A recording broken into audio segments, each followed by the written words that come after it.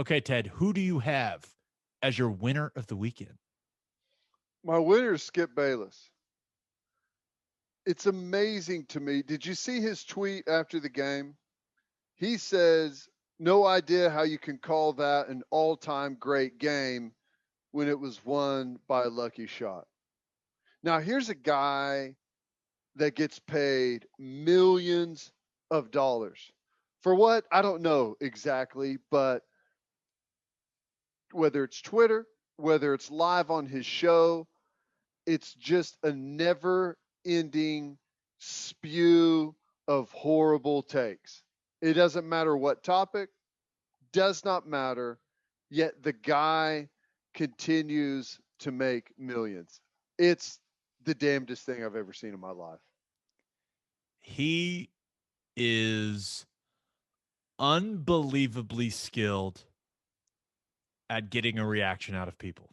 Mm-hmm. And that is valuable, I guess. And I'm with you. I don't watch Skip Bayless's show. I wish I made what Skip Bayless makes for doing what he does. There must be a reason that they pay him that much money, right? And they just There's not. re-upped him, right? They just re-upped him. There's not a reason. A lot of people can say it's easy to be the the naysayer, the opposite guy whenever everyone's saying something is unbelievable and you come in and be the well actually guy. Everyone else on the planet gets shooed away as a moron whenever that happens, especially if it happens consistently. But somehow, because of his platform, I guess he's able to get away with it. I don't know. I I don't have know. no idea. I But have no he's idea. the winner, man. He's the winner. Making so much money. And the worst part, and you and I have talked about this before. We have talked about the fact that we could come on here on this podcast and just say outlandish bullshit that we do not believe. And and it would get a reaction. And we'd probably get more downloads and more attention. But we have not been able to get ourselves to do that. It's just not how we're wired. I don't know if I hate Skip Bayless or You have respect him. dignity. That's why you don't do I that. to to be able to say things publicly that you do not believe. Like that you and there's no way that you actually believe them, but you know it's going to get a reaction out of people and you know it's going to turn into a clip that spreads like wildfire on Twitter. I don't know if I respect it or I hate it. I think it's a little bit of both, but that's what he does, right? There's no Yeah, way he believes all this stuff he says. Like, there's just no way, there's no way. right? Or But maybe he here's the does. thing.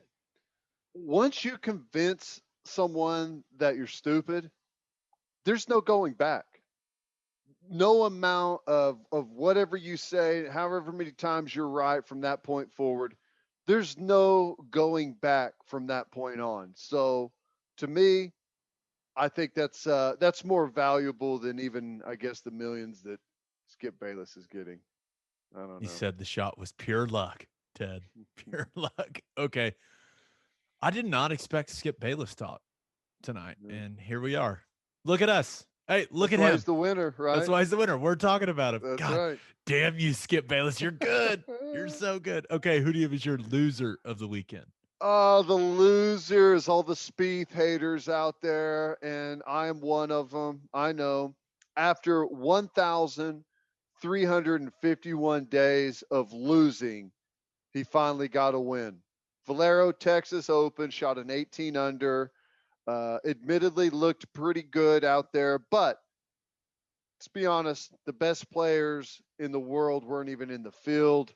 But congratulations to Speed for getting, I don't know, the first win in what, 3.5, 4 years? It's been a long time. He needed it. But I will say this, he will not make the cut at the Masters. Ooh, a Just little saying. prediction, huh? Hmm. We'll have to we'll have to wet the beak a little bit.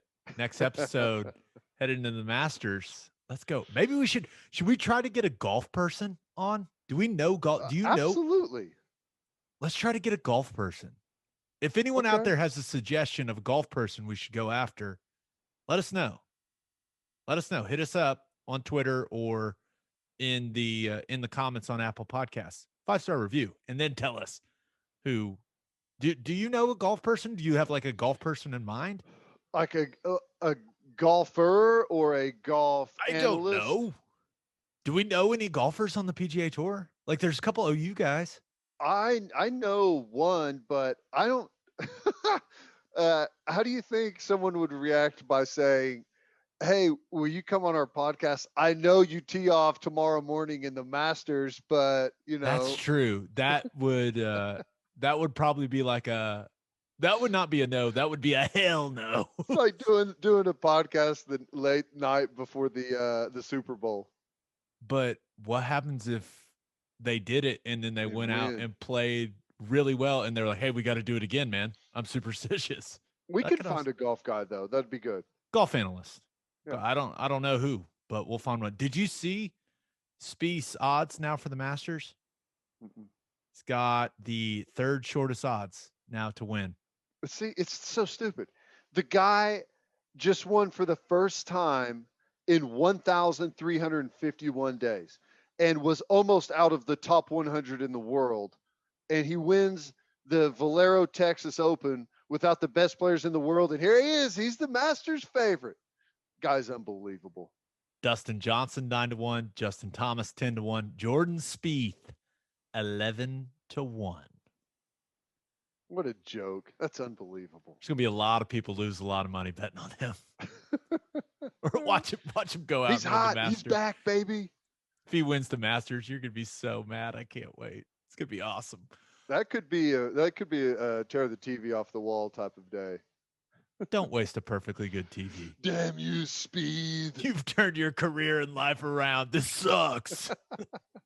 Okay, Ted, my winner of the weekend, thought about going with whomever. I don't really know if I know how to use that. Whoever, I'm going to go with whoever, owned the Tom Brady rookie card that sold for $2.25 million this weekend.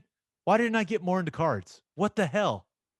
The card renaissance is, I mean, these prices are unbelievable. I also thought about going with Texas Tech athletic director Kirby Hocutt because he worked in some great jabs Loved at that. Texas in his press conference addressing Chris Beard leaving for Austin. I thought he roasted Texas accordingly, and I thought it was pretty damn good by Kirby. And I like Kirby; he's a great guy. So I will say this about Kirby: he did a great job of relaying to his fan base that he did everything he could.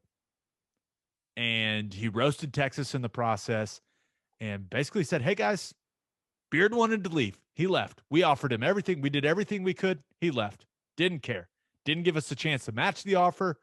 Now he gets to go coach in that stadium that has no fans in it."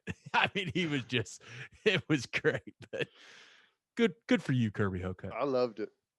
But I thought he handled it well. But my winner of the weekend is the University of Kansas. Teddy, bear with me here Mm-hmm. because they gave Bill Self, your favorite man, a lifetime contract.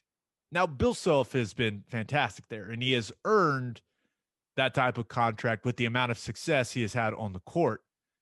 This should help him in recruiting because, some people are like, is he going to go somewhere else? He's going to go to the NBA. But they are my winner of the weekend because I just respect it so much. I respect when you look at the contract, there's something in there.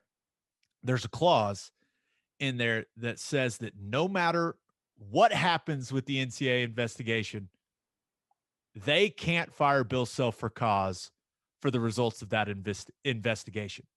Hell, Ted, if he gets suspended by the NCAA or suspended by the Big 12, they are still going to pay him some of his salary. I love this. I know some people look at it and go, "What do they not care about cheating? Do they not care about the integrity? What message does this send to young people?" I love it because at least Kansas is being honest about things. They don't care about following the rules. They don't care if Bill Self cheated. They are saying publicly, we do not care about that stuff. All Kansas cares about is winning basketball games because winning basketball games brings in a ton of money for Kansas. And in a very weird way, because Kansas was getting hammered for this contract and some of the things in it, it's kind of refreshing to me to see them indirectly saying to the public, we don't care about the cheating. We just want wins, baby. I thought it was, for some reason I saw it and I was like, you know what? That's kind of nice. It's ridiculous. Here's the thing, and I agree with everything that you're saying. It's just be upfront about, and I guess pretty much they already have been, even beforehand. But here's what is I take away from this that the NCAA is worthless. Because essentially what has happened in this contract negotiation, Bill Self has said that he cheated. All right. So the NCAA is still going to screw around forever. They're going to find all kinds of evidence, and he's just going to skate. He's never going to get punished. It's all right there out in the open. We've known about it for what, a year and a half now, longer, maybe even longer, and still nothing has happened. So we got to give it up to them. I like how they just like say, no, that's okay. We're just going to keep doing what we do. Don't worry about the NCAA. It's great. It just shows how really worthless the whole organization is. We've got you for life, Bill. You're a Jayhawk forever. Okay, my loser of the weekend. Thought about going with the Vancouver Canucks because, yikes. More than half the players and several coaches and their family members have tested positive for COVID. Sounds like a really bad situation for that team. Hope everyone's okay, but also thought about going with people that don't like politics in their sports because Major League Baseball pulled the All-Star game and the Major League Draft from Atlanta over a Georgia voting law. And people, there's a lot of opinions about it, but if people don't like sports in their or politics in their sports, those people are going insane, I assume. The Major League Baseball, they don't even have to enter the fray. Like everyone else has been sucked in. Like the NFL was sucked in over the anthem deal. No, they're just going to dive right in head first and cost the people of Atlanta $100 million. I'm just like, hey, here we go. But my loser of the weekend has to be people that listened to Jon Rahm when he told them not to bet on him to win the Masters because he said he might have to leave because his wife may have a baby during the week of the Masters. Well, Jon Rahm's wife had their son on Saturday. So Rahm is good to go for Augusta. Now, certainly not going to get good odds on him now. And you probably weren't going to get good odds on him weeks ago. But I have a feeling some people are like, dude, I was going to throw him in a parlay. It was going to be great. I was going to do this with them. And now I just have a feeling it made several gamblers mad, which is hilarious to me. But when you look at Rahm, this is a guy, he's played in the Masters 4 times. He's got 3 top 10s.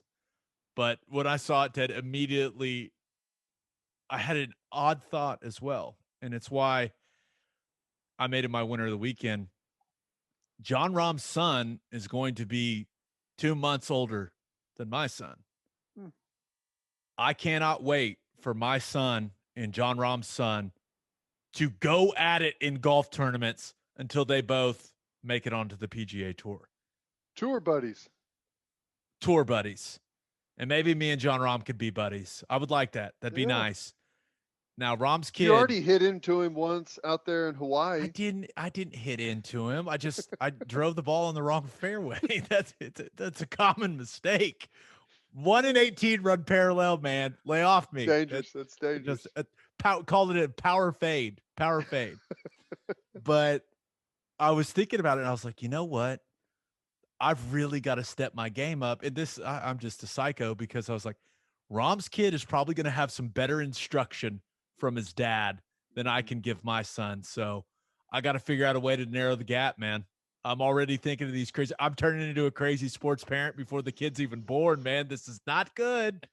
Yeah, you're gonna have to get him an instructor. As soon as he can stand, he needs to have a club in his hand. Deal. I can do that. Yeah. Coming for you, Jon Rahm's son. I mean, I don't know what he named him. I'm sure it's something fancy too. So he's gonna have a fancy name and a fancy golf, super good golf dad. We're And coming for you, he's probably Rahms. gonna win the Masters too. Yeah, probably. He's gonna have that new father glow. Oh yeah. That's the thing, right? It's like finally I can get a little bit of time away. He's gonna sleep like a baby. You know, it doesn't matter. Biggest day of his life. Next day has a lead going into Sunday. It's like sleep like a baby because it ain't ever happening again. Yeah. We're coming for you, Rahms.